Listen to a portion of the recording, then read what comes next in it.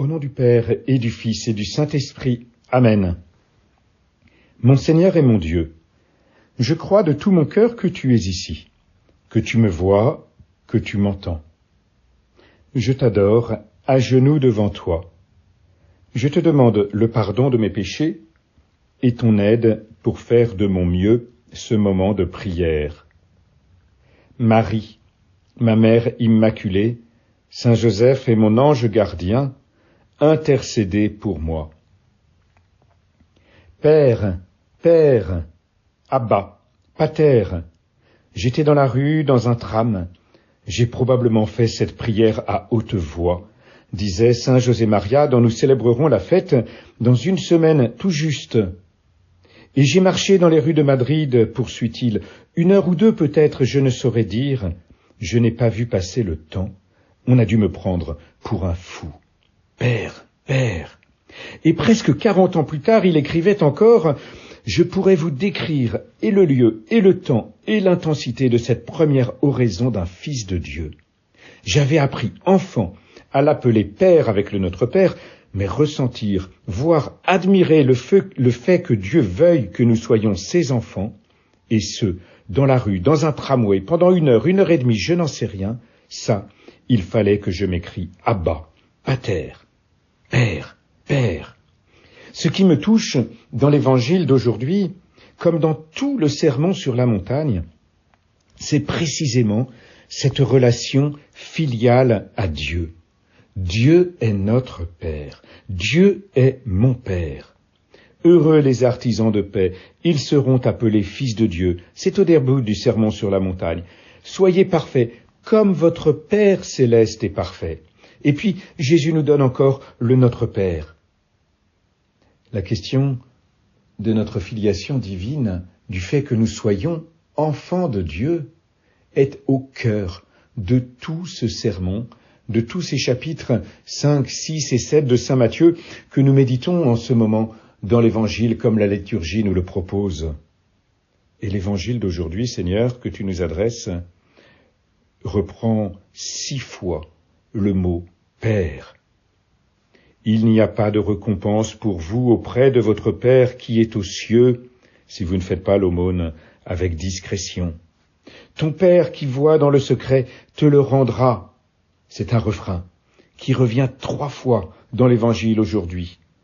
Ton Père qui est présent dans le secret, ton Père qui voit dans le secret, prie ton Père qui est présent dans le secret.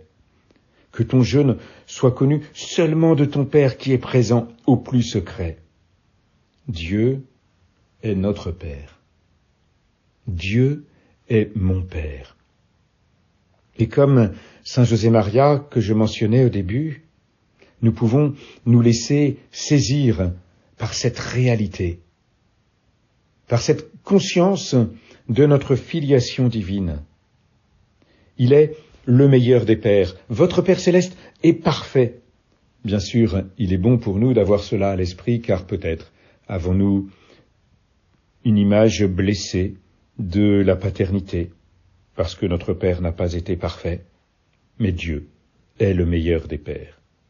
Et il s'agit pour nous de développer, d'entretenir cette relation discrète avec notre Père du ciel.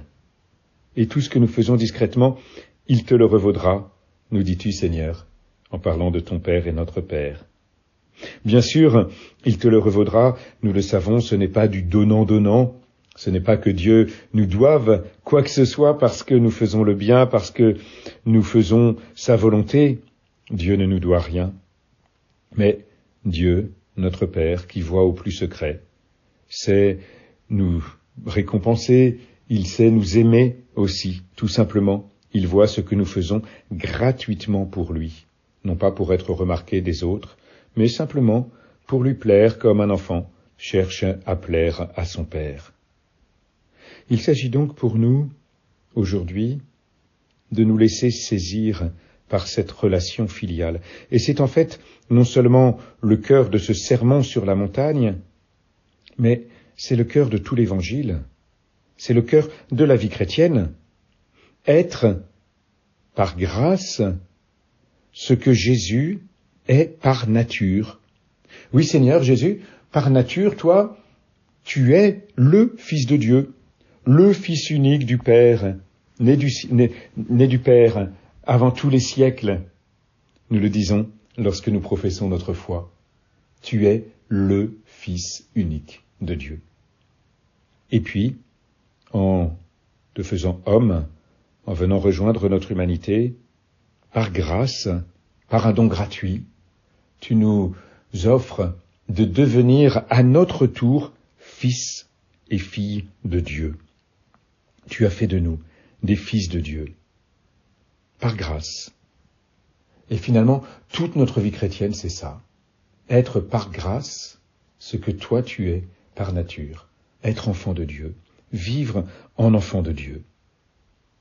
Et dans ce sermon sur la montagne, ces chapitres 5, 6, 7 que la liturgie nous offre ces jours-ci, eh bien, en fait, Seigneur, tu nous apprends à vivre en fils de Dieu.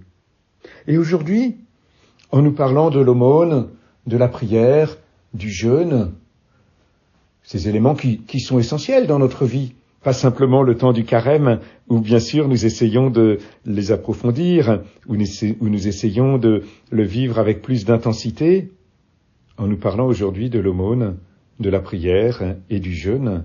Seigneur, tu nous traces un chemin.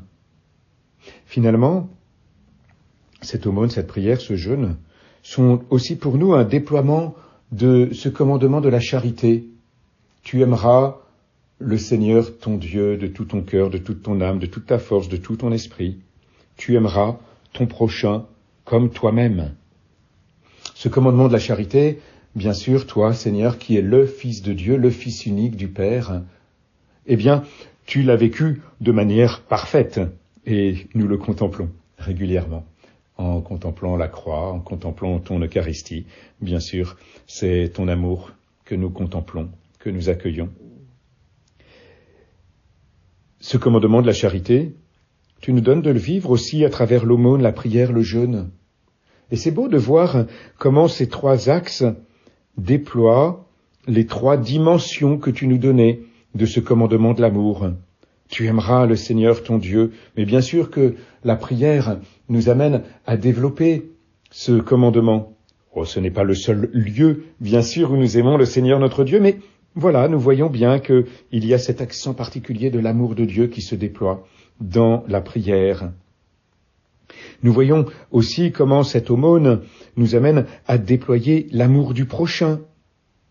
Et puis, si nous essayons de coller ces trois dimensions de la charité à ces trois axes que tu nous donnes aujourd'hui, eh bien, nous voyons comment le jeûne nous amène à développer l'amour de nous-mêmes, à prendre soin de nous, pour vivre en enfant de Dieu, non pas dépendant des choses qui nous entourent, mais en gardant aussi cette maîtrise de nous-mêmes, selon ces dons que tu nous as faits, en particulier ce don de l'Esprit Saint, bien sûr, qui fait de nous des fils de Dieu et qui vient produire en nous aussi tous ces fruits, cette tempérance, aussi cette maîtrise de nous-mêmes. Oui, nous voyons, Seigneur, dans ces trois axes, comment tu nous appelles à déployer l'amour de Dieu, l'amour du prochain, l'amour de nous-mêmes, tout cet élan de la charité, et à le faire, surtout, dans la discrétion.